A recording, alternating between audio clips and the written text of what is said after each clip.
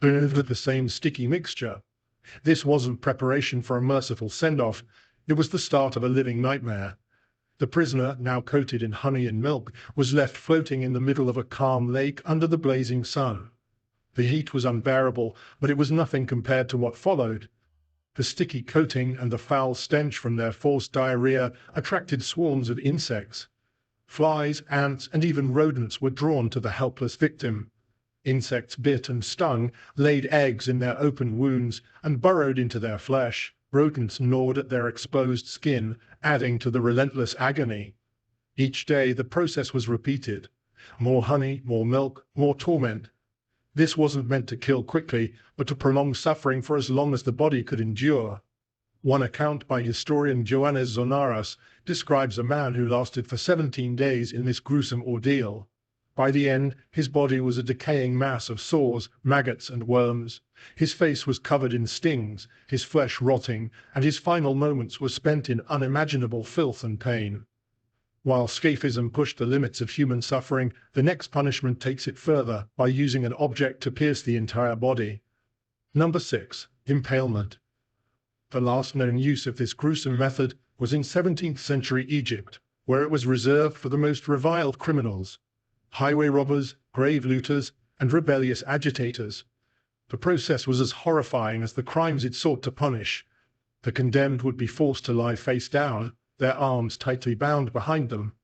A razor-sharp blade was then used to make a deep incision near the lower back, creating an entry point. To keep the process from becoming too messy, if such a thing is even possible, paste was applied to the wound to staunch the bleeding. What followed was nothing short of unimaginable.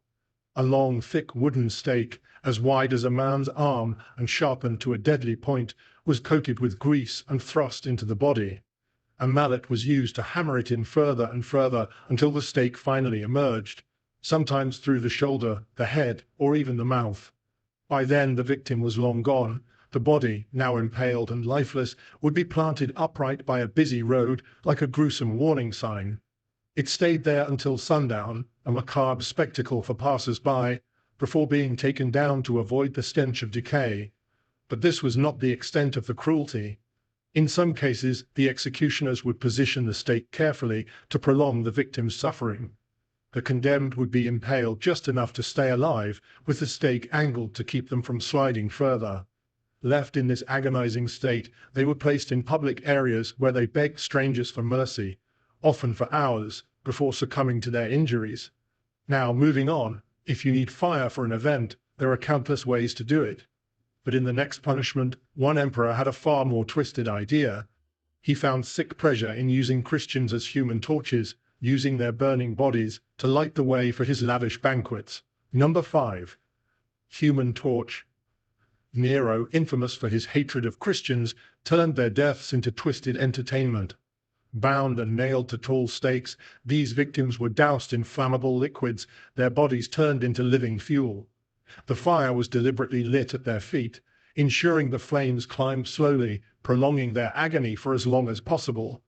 This wasn't done in hidden dungeons or distant arenas. No, Nero made it a public spectacle. He used these human torches to light up his lavish garden parties.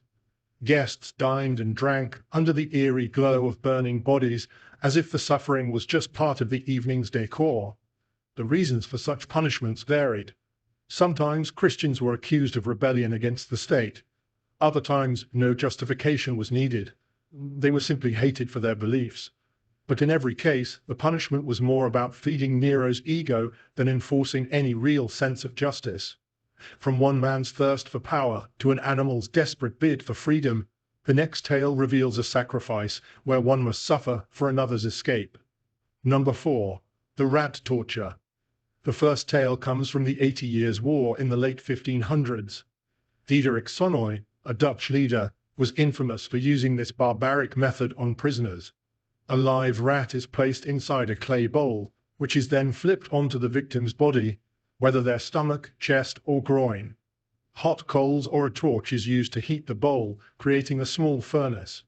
As the rat begins to panic, it begins digging into the victim's flesh, burrowing through muscle, organs, and bone. The rat survives the ordeal, but the prisoner doesn't. In this case, the rat turned the body into a horrific battleground. But in the next form of torture, it's water that takes on the role of tormentor. Number 3. Boiling alive. Boiling someone alive was one of the cruelest and most painful forms of execution in ancient and medieval times. This method was designed not only to kill, but to make the victim suffer as much as possible before death.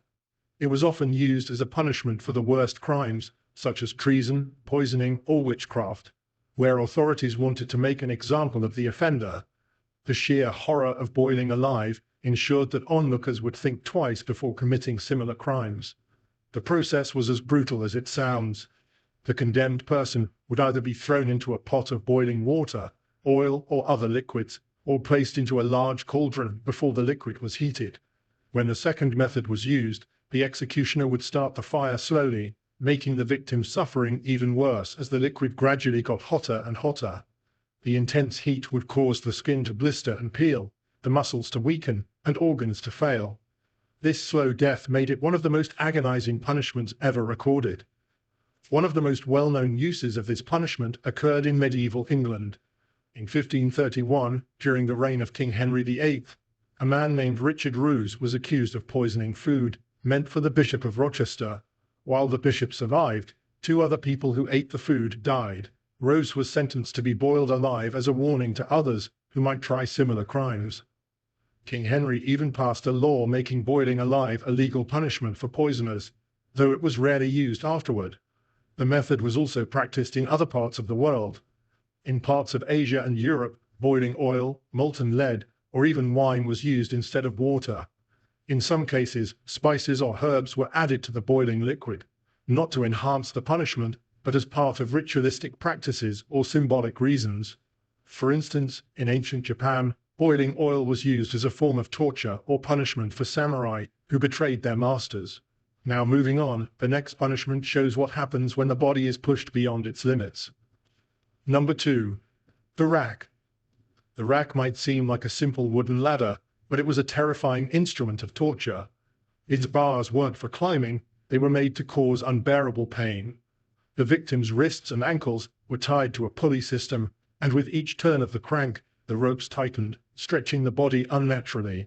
Joints were pulled apart, and the pain was excruciating, as if every limb was on the verge of tearing. This brutal device was used to extract confessions, secrets, or accusations against others.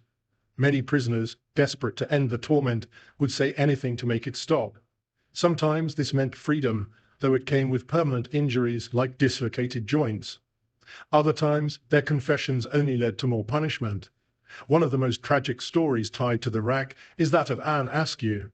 In 1447, Anne, just 25 years old, was subjected to hours of relentless torture. Her body was stretched so violently that every joint dislocated, leaving her completely paralyzed. Her crime was sharing Bible verses with a group of women. Despite the unimaginable pain, Anne refused to betray her friends. Her silence doomed her. After surviving the rack, she was carried to her execution in a chair and burned alive at the stake. To make the tragedy worse, it was her own husband who had reported her. In those days, defying the Catholic Church was dangerous. Even small acts of faith could lead to torture or death. The rack stretched bodies to their breaking point, but the next punishment shattered them entirely, blow by agonizing blow. Number 1. The breaking wheel. The breaking wheel, also known as the Catherine wheel, was a gruesome public execution method designed to instill fear. This method was designed for slow, torturous deaths that left onlookers horrified and subdued. The process begins with the condemned being chained to the massive wooden wheel, their body awkwardly stretched across its spokes. The goal was not a swift execution, but a deliberate dismantling of the body. Armed with a heavy iron bar, the executioner would begin the grim task, starting with the legs. Each blow was precise, shattering bones one by one. The wheel would then turn slightly, exposing a new section of the body for destruction. The punishment moved from the legs to the arms, ribs, and eventually the head, ensuring no part of the body was spared. By the time the executioner finished, the victim's form was unrecognizable, a grotesque mass of splintered bones and bruised flesh. Even after the body was broken, the ordeal continued. The executioner would contort the victim's shattered limbs, twisting them into an unnatural shape where the heels touched the back of the neck. This disturbing positioning prolonged their suffering, leaving the condemned alive just long enough to serve as a living warning to the gathered crowd. Death was slow and could stretch over hours or even days, depending on how skilled or cruel the executioner was. Once life finally faded, the wheel with the broken body still attached was left in place to serve as a warning to others. Thanks for watching. We'll see you in our next video.